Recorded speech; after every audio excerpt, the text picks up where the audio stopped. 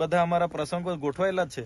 બરોબર છે. હા, તમે આટલી બધી મને જીબાજોડી કરો છો, બરાબર. જે પીઆઈ અને જે પીએસઆઈ મારા પર ખોટી ફરિયાદ કરી છે, મારા સમેત અમારા 13 આગેવાનો પર અને રાજપાડીમાં તો 70 લોકો પર. હવે 70 લોકોને મેં કોર્ટમાં તારીખોમાં કઈ રીતના લઈ જવા? એટલા લોકોને મારે કોર્ટમાં લઈને ફરિયાદ કરવાની કોર્ટ નહીં બોલાવે. એટલા માટે તમે ઘરે જવામાં મને વાંધો નથી. તમે પૂછી લો તમારા એ તપાસ અધિકારીને, ભાઈ આ એફઆઈઆર ખોટી છે, રદ કરવાના છો કે કેમ? સમારી ભરી દે તો અમે હમણાં ઘરે જઈએ. અંગ્રેજોના શાસનમાં પણ આવી પદયાત્રાઓ પર એફઆઈઆરો નથી થઈ.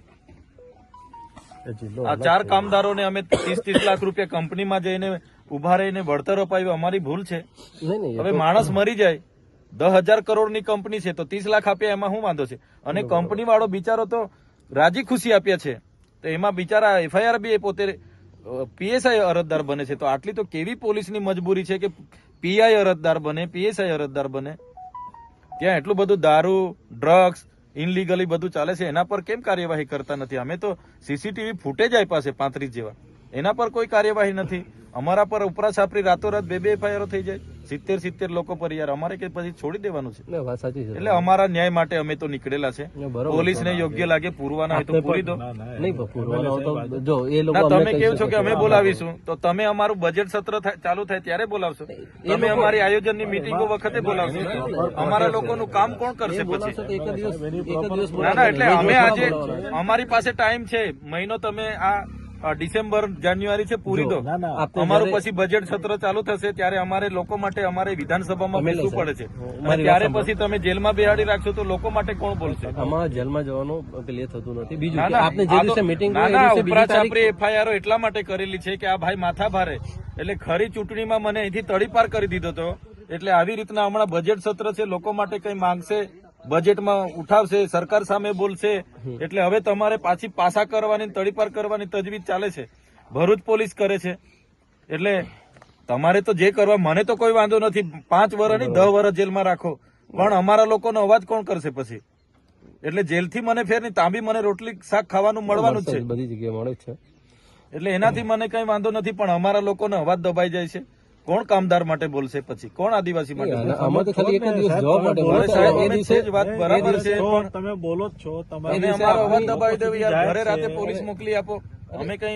અમે કઈ આ વિસ્તારમાં ધારાસભ્ય છે યાર, અમે કઈ માથાભારે અસામાજિક તત્વ છે કે રાતે પોલીસ પહેરોલ મૂકી દો? હવે આ નીકળ્યા તો ઘરમાંથી નીકળ્યા ના, તો તમે જોઈ લો કેટલી આ 20 ગાડીઓ નજીવા કેસમાં કાલે ઉઠીને ગયા કેસમાં તમે આવ્યા હતા 50 ગાડીઓ લઈને, આખો માર્ચ કરીને, મોરચો લઈને. તો આ લોકો બી ભરૂચ વાળા આવશે, એના કરતા આજે જ અમને હાજર થઈ કરી દો. પણ આમાં તો જે દિવસે નોટિસ આપશે તમને એ દિવસે તમે હાજર રહી શકે કે મીટિંગ છે તો બીજી તારીખ કાલે ઉઠીને અમારા હમણાં આયોજનોના કામો ચાલુ થવાના, મીટિંગો ચાલુ થવાની. હમણાં બજેટ સત્ર અમારું ચાલે, એટલે પોલીસ કે છે કે ભાઈ અમારી ફુરસદે આવીને એટલે જેલમાં નાખી દો. એવું થોડું છે? અમે એફઆઈઆર કરી છે, આજે અઠવાડિયું થઈ ગયું, હાજર કરી દો મને જેલમાં. આપ કપડા બપડા લઈને આવ્યા છે, પૂરી દો. બરોબર છે ને ના હજુ બી એ લોકોને સંતોષ ના હોય તો ફાંસી સુધી મોકલાવે એટલી તજવીજ કરી નાખે. તો પછી યાર આવું થોડું હોય. અમારા બી અધિકારો છે ને, અમે બી ભણેલા ગણેલા લોકો છે. આટલા બધા આંદોલનો કર્યા, કોઈ દિવસે અમે કાયદો વ્યવસ્થા હાથમાં નથી લીધો સાહેબ, નથી લીધો ક્યારેય નહીં. ને મારે તો 2 નંબરના ધંધા નથી કે કોઈ સાથે વ્યક્તિગત દુશ્મની બી નથી, પણ કેસો આટલા બધા આડેધડ કરી નાખીએ તો કઈ રીતનું ચાલશે? ગયા વર્ષે તમે જોયું બધું. ગયા વર્ષે 3 મહિના આખો પરિવાર, અમારા આખા કાર્યકરો જેલોમાં, ની જેવા કેસમાં.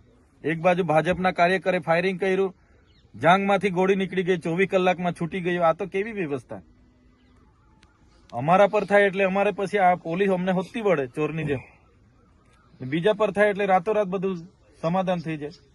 અમે કાં ગુનો કર્યો છે? બિચારા ગરીબ પરિવારોને પૈસા તો અપાવ્યા છે, એમાં થોડી આવી કંપની વાળો ફરિયાદ કરતો તો અમને થતું કે અમારી ભૂલ થઈ. કોઈ ટ્રાફિક અડચણ વાળો ફોન કરતો કે મારી ગાડીને આ લોકો નડ્યા ને ફરિયાદ અમે રાજપાડી કરે. હવે પીઆઈ પીએસઆઈ ફરિયાદ કરે તો અમારે શું સમજવાનું સાહેબ? આ કાયદો ને વ્યવસ્થા છે. અને અમે તો પરવાનગી માંગી હતી સાહેબ, કોઈ જાહેરનામું નથી, કોઈ ચૂંટણી નથી, તો બી 30મી નવેમ્બરે પરવાનગી માંગી. 3 ડિસેમ્બરે અમારી છેલ્લા દિવસે પદયાત્રાના હવારે કહી કે તમારી પરવાનગી નથી મળી. અભિપ્રાય પોલીસે નેગેટિવ આપ્યા છે. તો સાહેબ અમારો બી અધિકારો છે ને, અમે ચાલતા ગયા, પોલીસ અમારી સાથે હતી, તો બી એફઆઈઆર. એટલે માથાભારે સાબિત કરો, પાસા કરો, તડીપાર કરો, એટલે અમારે આખી જિંદગી જેલોમાં. તો લોકો માટે કોણ બોલશે? અમને તો કઈ વાંધો નથી, જે લોકો કરો કઈ વાંધો નહીં. એટલે તમે ત્યાં વાત કરી લો, અમે ત્યાં જઈએ છીએ ત્યાં હાજર વાત થઈ. કરી લીધી છે સાહેબ આપણા એસપી સાહેબ ને બી કહો, એમના જોડે નર્મદા પોલીસ સાહેબ જોડે SP સાહેબ જોડે પણ વાત સહકાર આપે. ભરૂચ પોલીસ નો મામલો છે, આપણે શું કરવા જીબાજોડી કરીએ છીએ? જો અમારા માટે જ બધું સરખું છે, આખું ના, એ તો ગુજરાતમાં સરખું અમારે છે, પોસ્ટિંગ પણ તમારે કેવાથી પહેલા થોડા FIR રદ કરવાના. એ તો અમે રદ ના કરી હા, તો શકીએ. જવા કોર્ટ દો ને સિવાય કોઈ અમને, રદ અમારા નહીં કરી વકીલો શકે. બધા રાહ જોઈએ છે. કોર્ટ સિવાય કોઈ રદ નહીં કરી શકે, હું આપને કહું છું. ના, કોર્ટની પ્રોસેસ તો અમે કરવાના છે, કે જેટલી FIR થાય એ કોર્ટમાં જ અમારે કર્યા કરવાની. કોર્ટમાં તો જવાના જ છે, જે અધિકારીઓ કર્યા છે એમને બી બોલાવીશું. એવું થોડું જરૂરી છે. તમે જાઓ તો વાંધો નથી, પણ તમે જે આહવાન કરીને જાઓ છો તમારા કાર્યકરો સાહેબ, public તમે જ્યાં મીડિયામાં ભેગી કોઈ જગ્યાએ થાય છે, બતાવો, મોટા મારો એમાં. મેસેજ હોય ને, તમે બધા ગ્રુપ જોઈ લો, મીડિયામાં કોઈ જગ્યાએ મેં કોઈને કીધું હોય કે મેં ત્યાં આહવાન કરીને આવું છું, તો મને બતાવો.